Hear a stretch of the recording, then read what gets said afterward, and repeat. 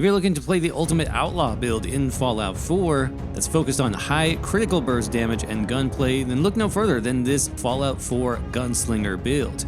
In this guide, we're going to walk you through how to set up your character and build for the ultimate pistol-wielding wasteland wanderer. This build is ultra powerful, makes gunplay a breeze, and it's actually pretty easy to set up. Of course, in this video, we'll explain everything you need to know about the ultimate gunslinger pistol build, including the best weapons, armor, perks, special stats, companions, and a whole lot more.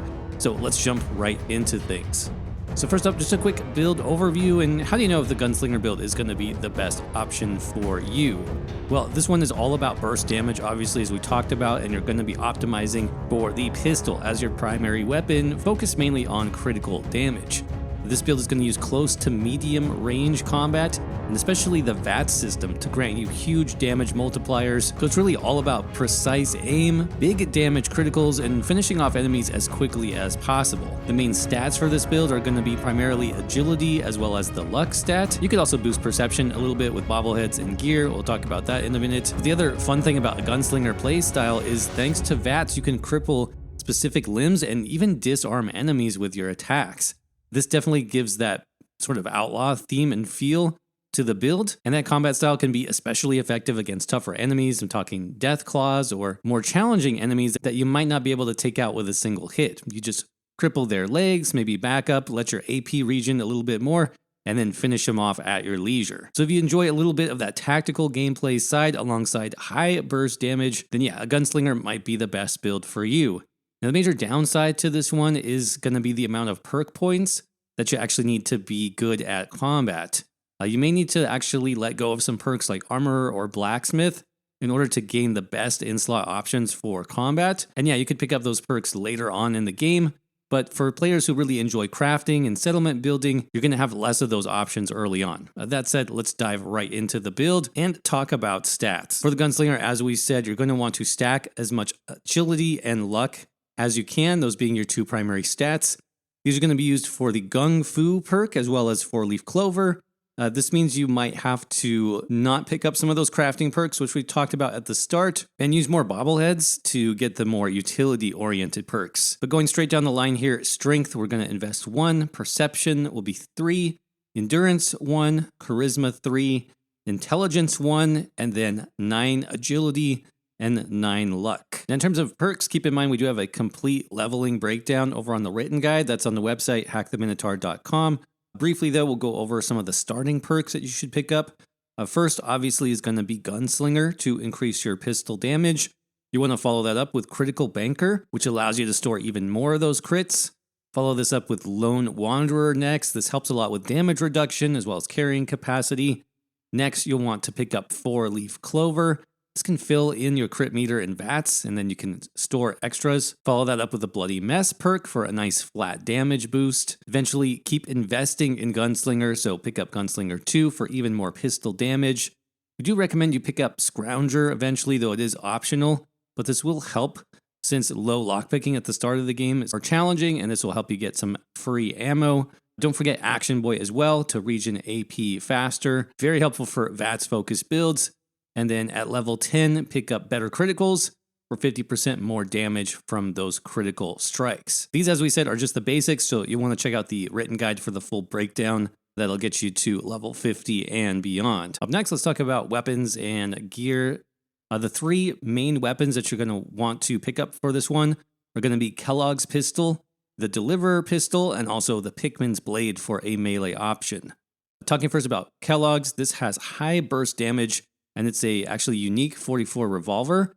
The unique effect here is that it refills your action points on gaining a critical hit. Since we are building for crit hits, you can basically cycle through endless rounds while in VATs using the bonus effect on this one. And with 2 perk points eventually invested into quick hands, you can even reload in VATs without using AP, hopefully giving you a shot and then fill your critical, use it, refill your AP, and basically that's the easiest game loop possible. How you get Kellogg's Pistol is it's going to be part of the main story quest. So if you're not there yet, just a basic 44 Magnum revolver type weapon is going to be a great alternative until you get there. Now, some of the mod options I would recommend for Kellogg's Pistol would be the Advanced Receiver, the Bull Barrel, comfort grip for your stock, as well as reflex sights. Again, before you have this, a basic 44 is going to be completely fine, and at the start of the game, even a 10mm or a pipe pistol. Again, you just want to focus on pistols because that's going to be the focus of your perk selection. And next up, let's talk about our second pistol option, which is called Deliverer. This is also another unique weapon that works amazing on this build. It fires 10mm rounds with the effect of improved VATS hit chance and also 25% less action point cost, which is really amazing. The Deliverer is going to be a great option when you want to stealth also, or you want to upgrade your pistol beyond what a 44 mag is capable of.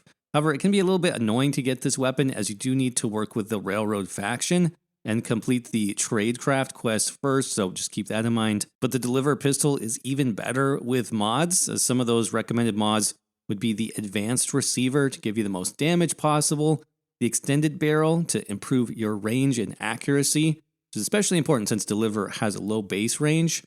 You want the Sharpshooter's Grip Stock to improve your VATS accuracy and your recoil handling. Then the large quick eject magazine, glow sights for a little bit easier target acquisition, and then the suppressor muzzle. Again, the Deliverer takes a little bit more time to get, but it is definitely worth it to have this as an option for the Gunslinger build. Lastly, we do want to have some type of melee option, sort of a last alternative when in combat. The Pickman's Blade is going to be a great alternative here. It's going to be very helpful in melee or when your ammo is low. You want to conserve that ammo basically by finishing off a target from stealth or when they close the distance to melee range. The unique effect from the Pickman's Blade is going to be bleeding. So even if you don't get a kill with this, enemies are likely just to bleed out and die anyways.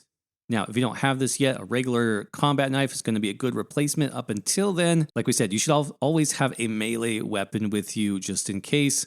Pickman's Blade, though, is part of a side quest starting in Pickman's Gallery in the North End District. Let's talk about some defensive options next, and actually one of the best defensive progressions I've found for this Gunslinger build is to use costumes and not necessarily armor. The reason being with that is the Gunslinger build doesn't have a lot of extra perk points, which are needed to upgrade your armor, especially early on in the game. However, with the Silver Shroud costume and hat, this grants you a ton of damage reduction and also a bonus to agility and perception, and this can easily make up for not having the best in slot armor on the build. It just looks like a gunslinger. It's awesome. And the Silver Shroud costume can even be upgraded, and at max level offers even more damage reduction. So to pick up the Silver Shroud costume, you're going to need to listen to the Silver Shroud radio station on your Pip-Boy. This signal will lead you to the Good Neighbor, where you interact with a ghoul named Kent Connolly. Just complete that quest, and then you can also work on upgrades. You want to make sure to keep Kent alive, though, if you do want to upgrade, as he's the NPC that can actually do that.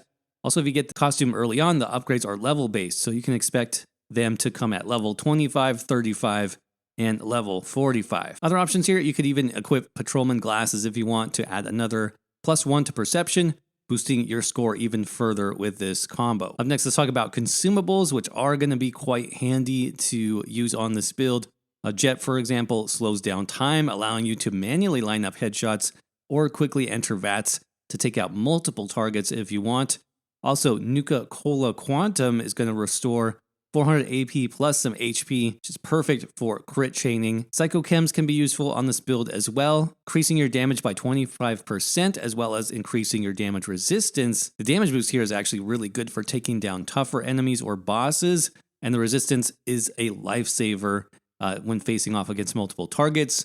I also recommend Overdrive. This increases both your damage and critical hit chance. Makes a lot of sense on the Gunslinger build. Berry Mentats can be useful for highlighting living targets, making it much easier to spot enemies, especially in darker areas or at further distances. This is great if you want to be a more stealthy gunslinger who wants to pick off enemies at range before they even notice that you're there. And finally, Buff Out is a good option for this build as well.